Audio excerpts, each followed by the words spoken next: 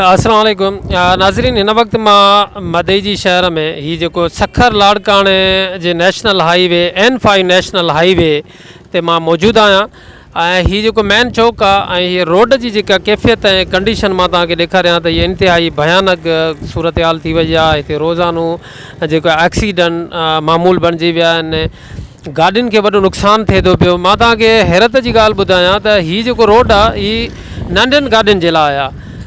हितां जेका तमामु घणा वॾा डंपर क्रॉस कनि था। शायदि ॿुधायो वञे थो पियो त जेके डंपर जेके आहिनि वॾा 11 व्हीलर 10 व्हीलर इहे जेके गाॾियूं आहिनि, इहे कराची खां जॾहिं इहे सफ़र कनि था पंजाब जी तरफ़, त पोइ हीअ जेको पंहिंजो टूल बचाइण जे लाइ सखर में जेको टूल प्लाज़ा आहे, मां सखर जे टूल प्लाज़ा अमले खे बि अपील कंदुमि त उहे बि महिरबानी करे हेॾे तवजो ॾियनि ऐं हितां जो जेको मज़कूर अमलो आहे उनखे खड़काइनि। इन सां न सिर्फ़ु टूल जेको आहे उहो टूल वारनि खे नुक़सानु आहे, उन सां गॾोगॾु हिते शहर वासियुनि खे बि वॾो नुक़सानु आहे, मुसाफ़िरनि खे वॾो नुक़सानु आहे। त उहे टूल जेको आहे बचाइण जे लाइ ॿुधायो वञे थो पियो त उहे वॾा डंपर जेके आहिनि उहे हितां विचूं जेको आहे क्रॉस करे वरी रोहिड़ी खां मुंहिंजे काल में या ॿियो को रस्तो वठी टूल खे बाईपास करे वरी निकिता हलिया था वञनि, जंहिंसां हीअ रोड डैमेज थी वियो आहे। हीअ जेको आहे रोड जेको आहे उहो डंपर मुसलसल हितां अचण जे करे हीअ रोड वॾो डैमेज थी वियो आहे, जंहिंसां हाणे आम जेका नंढियूं गाॾियूं ऐं उन्हनि जूं स्लिप थी वञनि थियूं। नंढियूं गाॾियूं जेको आहे त क्रॉस नथियूं करे सघनि। हीअ जेको आहे तव्हां ॾिसो हितां जेको आहे त हीअ रोड वहिजी वियो आहे। वरी तव्हां ॾिसो त माना हीअ हिते हेॾो सारो माना मथे जंप लॻो पियो आहे, वरी हितां जेको आहे रोड वहिजी वियो आहे। त इहो गाॾियूं जेके अचनि थियूं पियूं त हिन वक़्तु ॾींहं जो त परे खां थोरो घणो हिननि खे नज़र अची थो वञे हीअ गाॾी जीअं हाणे न स्लो कई, पर राति जे टाइम जेको आहे उहो गाॾियुनि खे इहा सुतत माना जेका आहे ख़बर नथी पए तकड़ी, ऐं जेको आहे गाॾी जेको आहे उहो एक्सीडेंट जो शिकार थी वञे थी, मुख़्तलिफ़ नुक़सान जो शिकार थी वञे थी।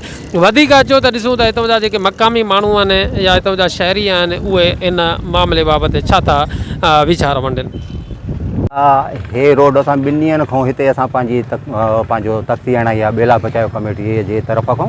असांजो चेयरमैन साहिबु आयो त 2 ॾींहंनि खां हूअं त इहो रोड घणनि ॾींहंनि खां डैमेज थी वियो आहे। इनखे ॾिसी कंहिं बि चूंडियल निमाईंदे को बि एक्शन खयो कोन्हे। हिते माना इहे एक्सीडेंट रोज़ जो मामूल बणियल आहिनि। हेॾो माना चौक आहे, मधेजीअ खां रोड अचे थो ड्रखण ॾे वञे थो, माना हिते चुंचियूं आहिनि, कॾहिं चुंचियूं ॿारनि सूं खॾनि में किरियूं पियूं आहिनि, कॾहिं कॾहिं ॾिसूं था का कार किरी पई आहे। हाणे हितां हेवी ट्रैफिक जेकी हितां गुज़र थी करे, जेकी साईं कंहिं कोयलो खणी थी अचे, सिर्फ़ु 3 सामान बचाइण जे लाइ हे रोड जो असांजो हशर कयो अथऊं। को बि हितां वारो चूंडियल निमाईंदो इन लाइ बाज़ाब्ता तौरु एक्शन नथो खणे त बाबा हे हेवी जेको आहे त कंहिं ॿिए रोड तां गुज़ारियो, हिन ते साईं कंहिं कमु त टके जो कोन थींदो, हे रहंदो हिन हाल खां बि हलियो वेंदो। इहो रोड तव्हां पाण ॾिठो आहे, कल्ह इन ते असांजे साईं फोकल पर्सन वई छा जेको आहे त साईं सिरूं रखिरायूं जेके हिन टाइम वरी उहे गुम आहिनि। इहे हिते बीठा आहियूं त असांजे हूंदे 3 खां 4 कारियूं हिते लॻियूं आहिनि, जेके माना तमामु तेज़ीअ सां जेको हुननि जो नुक़सानु थो थिए उहो पाण असां अखियुनि सां ॾिठो आहे। हिन टाइम तव्हां आया हो, तव्हां हे एक्शन खयो आहे, तव्हां ॾिठो आहे, इहे तव्हांखे असां व्यूज़ ॾिना आहिनि, जेको तव्हां भरियो आहे, इहो आवाज़ु असांजो आला अवाम ताईं पहुचायो त जीअं असांजो कमु थी सघे ऐं हिते को सुठो स्पॉट ठाहे करे हिननि खे गुज़र सफ़र थिए जीअं असांजा एक्सीडेंट रोकिजी सघे। हा भाई, हीअ रोड तव्हां ॾिठो त परियों जेको रोड आहे इहो जंहिंखे नेशनल हाईवे था चवनि या सुपर हाईवे, उन सां कांटा लॻल आहिनि। कांटे ऐं वेट जे करे ही गाॾियूं हेॾो क्रॉसिंग करे अचनि थियूं। हेवी इन्हनि जो सामान, इन्हनि खे मटीरियल आहे, इहे हितां मदेजी खां वठी वेंदे नईं देरे ताईं इहो रोड जी इहो ई असरु थी वियो आहे। हिकु साइड जेका बि आहे डैमेज थी वई आहे, ऐं को बि नेशनल हाईवे वारो या को ठेकेदार कोई बि इन में तहरुक कोन थो वठे। इन जे करे असां चऊं था त इहो सेट थी वञे, इंसानी जानियूं बचनि ऐं कंहिंजो नुक़सानु कोन थिए। वजह इहो आहे त हे सिर्फ़ु पंहिंजो टूल प्लाज़ा बचाइण जे लाइ हिन रोड जो हशर एॾो ख़राबु करे छॾियो अथऊं जो हितां गाॾी जेका बि गुज़रे थी उहा जेका आहे न हिन में अची हिन जो पेट लॻे थो, कॾहिं कंहिंजो टायर थो फाटे, कॾहिं छा थिए, कॾहिं शू, ऐं वरी हेॾो बि अचनि था। हिते काफ़ी सारा एक्सीडेंट थियनि था, ख़ासि करे इन्हनि हेवी जेके गाॾियूं अचनि था घणे वज़न जे करे रोड जेको आहे उहो डैमेज थी वियो आहे तमामु घणो। हिते तक़रीबन डेली हिकु चक्कर न हर रोज़ तक़रीबन 4-5 एक्सीडेंट थियनि था।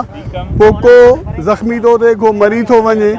घटि में घटि न बि हिते 20 माण्हू मरी चुका आहिनि। जाकू लागू हे रोड ठहियो आहे, 20 माण्हू मरी चुका आहिनि।